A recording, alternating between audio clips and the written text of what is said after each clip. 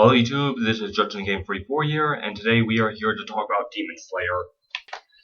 Thanks to Shinobu 122 894, thanks to her on wall page, whatever you call that exactly. Basically, I'll leave a link down to her below, but thanks to her, she gave me a link to watch anime dub. This website actually can give you a lot of anime to watch for free and everything. It's a completely free app, what I was able to tell. You are able to actually watch anime, cartoons, basically what they have on here you can watch for free. I was able to give it a try out. I've been watching Black Butler, Date Alive, and Demon Slayer. I'm planning to watch more of the anime as time goes on and talk about them. But until then, let's talk about Demon Slayer. Okay, Demon Slayer is about a boy named Tanjiro, which basically has a sister named Nezuko. They had 4 other siblings and a mother, but all got killed in the middle of the night. Tanjiro was not there during that night. He was away, and basically when he returned home, his sister Nezuko was knocked out.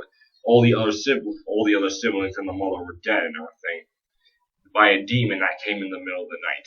Now, what demons are in this Shinobi, in this world, they are basically like vampires. They can't come out at daytime, else they'll burn alive. They have to consume a lot of blood to gain more power, and they each have special abilities and have different forms and appearances. It's a really actually interesting look. Even how they kind of look like vampires. But nonetheless, these demons are really can be very powerful and dangerous, especially when they're first turned into demons. When he found his sister Nezuko was knocked out cold, he tried to get her back to the village to get help. But sadly, she woke up and she actually started trying to attack Tanjiro, but he was able to keep him off until a demon slayer, which demon slayers are demon hunters that basically come and decapitate demons' heads so they can easily die that way. Nezuko, at the time being what we know, has the ability to grow and everything, and she has pink eyes and the bottom of her hair is orange. That's what we know about her so far. Nonetheless, Gigo, this demon slayer, chooses to spare their lives because Nezuko actually tried to protect Tanjiro from him when she thought he was trying to hurt him. So nonetheless, he was actually surprised by this and decided to spare her. When Tanjiro woke up, he told him to go to where his formal sensei used to be, where he could actually train him to be a demon slayer. One of the special things that Tanjiro has is special scent smell, where basically he can smell really far away scents like a dog, like a bloodhound basically, surprisingly. But nonetheless, he meets up with this demon slayer, this demon teacher, where basically he starts teaching him how to be a demon slayer like him and the others. For the next 2 years, he learns how to fight and train. And really, it was actually a really entertaining few episodes we got to see. It really was so into being a good care teacher. By time, he went to final selection. During final selection was where he had to go up into a mountain where it would be late at night, and around it would come flowers, and have to get to the other side, where basically he would win the final selection with all the other demon slayers that make it there as well. Everyone that got there pretty much won, but only the ones from out of all the others, there were only about 4 remaining. One of these would be the blonde kid known as Sensu, and another one that we could probably guess Beloved's wife. Now, nonetheless, what goes on here is he's now received the uniform and everything, and has got a special new sword. That's basically a special katana that can change color depending on the user. It turns black and everything. Nezuko is a very special type of demon. She has never actually drank or consumed human blood up until never from this point. She has never actually drank blood, so she has completely rare, and she's been sleeping a lot. Tanjiro's teacher basically gives him a box that they can basically go around, going on missions during the day and have nothing to worry about that. So nonetheless, he goes to his first mission, in which he finds a swamp demon that's been eating 16-year-old girls that they think they taste good during young and everything. He slaughters them, but before he asks, he wants to know about the demon king named Muzan. Muzan, he refused to tell, and he was scared and frightened when he dared mention the name. And he almost tried to kill Tanjiro, but Tanjiro was able to kill him. He went on to find Muzan in the city and everything. That was fast. But nonetheless, he was able to realize who this demon was, and actually found he's the Demon King, Muzan himself. Muzan has the power to turn other humans into demons by simply infecting them with his blood and everything, or putting a few scratches on them, which this causes their eye color and maybe hair color to change as well, and their skin going pale. Immediately once they return, they lose their complete humanity and memories of themselves being humans, and start eating anyone that's nearby. He was saved by a demon named Tanramu, who was basically helping him, and actually explained that she's been a demon for quite some time, and she found a way to break the curse or something. The curse being what moves on what makes demons act the way they do and everything. Make them consume so much blood, where now she and her existence have actually can just basically drink a very little amount of blood. After all this, he has kept going on to another mission where basically he meets up with the blonde kid Sensu, where basically they now go to this place where the first month of the 12 Akutsuki we see, or the 12 moons if you want to call it like that in English, where basically this lower rank is basically the first of members of Muzan's group we meet. He is the lowest demon that has been recently removed, and he's trying to get his way back. Tanjiro is flying off.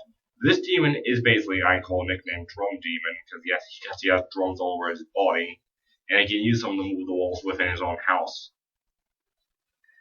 Tanjiro is able to beat him, and meets up another demon slayer named Insuku. Sensu is a very scared and cowardly kid, and honestly was really cowardly.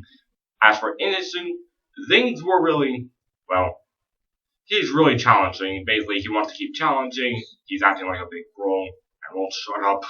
He wears a big bull mask. Anyway, okay, let's talk about this so far. Okay, I got to be honest with you. When I kind of first watched this, when I first met these two characters, I was kind of surprised. I thought we were going to see the other two Demon Slayers way more sooner, like we did with Sensu, a blonde kid, where I knew he was going to be kind of cowardly, but I really did not know he was absolutely this scared and everything. I found it funny, but at the same time I was wondering, what the heck is this? Sensu was really way too over the top. But when I started reading the manga as well, I could actually start understanding their personalities. And really, I do find it entertaining.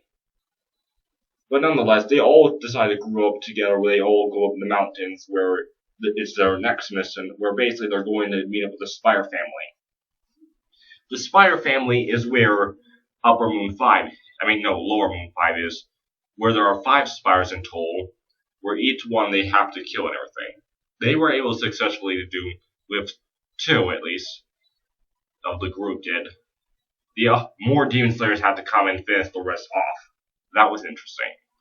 Now, when this happened, when Tanjiro and Nezuko were basically in really big trouble because Tanjiro's a member of the Demon Slayer organization now, and because of this, since he has a demon, he basically will not allow this. I mean, the Demon Slayers do not basically allow things like this, where demons are allowed to stay alive by Demon Slayers. And because of this, he is brought to Hashirama, the group. At first, when I first saw this, I thought this was a complete jail thing, where all the Hashiramas were actually prisoners, and he was in really big trouble. And believe me, I was really creeped out when I saw the flame one, smiling, looking down at him. But nonetheless, it turns out that he's not in jail or anything. He was in very big trouble with the Hashiramas, or in English, the Pillars, where basically we have, you know what, just to make this easier, I cannot really pronounce all their names easily sometimes in Japan, so let's do it like this. Okay, as you see, we already have Giro here. Sometimes I mispronounce and I sometimes can't remember these names, so you can all look here. Anyway, each of them pretty much got their own intro to Quake Brigade, where they each show off different personalities. Okay, I will admit, like I said about earlier with the other 2 characters, I was really kind of shocked and surprised with these. Although, to be fair, this is season 1 still, and this is pretty much more like their introduction and everything, before we get to know more about these characters.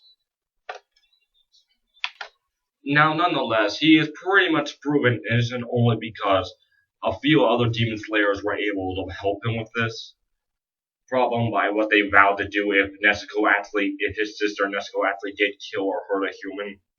And basically, they would actually even take their own lives, is what they say. Which to me was actually showing how much dedication they can believe Nezuko would actually not kill a human. But if she does, you know what happens. Two people, plus that would include Tanjiro himself, well, they would do what in Japan. Now, nonetheless, what goes on here is basically kind of surprising. Pretty much, after all this, we get some funny more scenes, that's basically it. But nonetheless, we get some more interest with the Hashirama, with the butterfly pillar. And really, she was an interesting one. Turned out she had an older sister that was killed by a demon. Okay. Now, nonetheless, we find out some more things, and basically throughout the next few episodes, we get to see more train Sensens, and get to see the other members of the lower rank of the 12 Kyutsuki, of the 12 moons. Lower moons that basically Muzan decides just to kill off, except for Lower Moon 1. And basically, this one we'll be seeing in the movie coming up soon. That's amazing. Okay, nonetheless, what goes on here is basically they're all now going to the train and everything after healing up from their last mission from the spiders, and now they're actually been trained during all that time, and now they're all ready to fight together.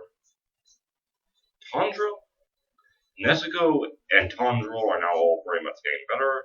The flame pillar is coming with them as well, on the train where Lower Moon 1 is waiting for them. It's like a dream, he says. Although, to be fair, I thought Lower Moon 1 was a girl. Okay, nonetheless. Now, what's my own entire opinion about this series? Well, I got to admit, it was really interesting. I did kind of thought a lot of it was, at first I kind of thought it was rushed, but then I completely understand what they're doing, and then I actually really did like it. As for the characters, I did kind of thought they were going way over the top, but first thing, this is like season 1, they're just showing them off. And plus, we're not knowing that much about their characters. During their Spire mission, they did got more what we got to see from their past, and I got to see why Santu acted like this way. And really, I started to like it. I could start understanding why he did, and that's when I started to like his character even more. Because I thought, I can see this character as a joke character, but as a character that Tanjiro is following, he's coming with Tanjiro, yeah. I did kind of thought we would be seeing more of that character from the final selection at the end of that part. But we haven't seen him until at the end of season 1, which that was surprising, and he got a whole lot bigger as it seems. And way more creepier. And he turns out to be a brother of one of the pillars, but I'm not going to say anything about that. I actually have pretty much took a look at the manga and everything, and I know how the series is going to end, but I'm not really going to spoil anything. And just to let you guys know, if you notice how I've been talking, I'm not really saying what exactly they were all really doing. I'm basically giving you the basics with some of the characters' personalities, everything. I will continue on talking more about Demon Slayer in the future. But if you all did like this video, leave a like below, and I'll go into even more detail about it if you want me to. This was more like me just giving my thoughts about it without spoiling it to you. I will leave links down below to the person who gave me a link to this, and I will also leave a link to the website where you can go to Demon Slayer if you go watch Demon Slayer if you're interested into it. But anyway, nonetheless, this is Justin Game 44 signing out. Until then, I'll see you all later. Bye!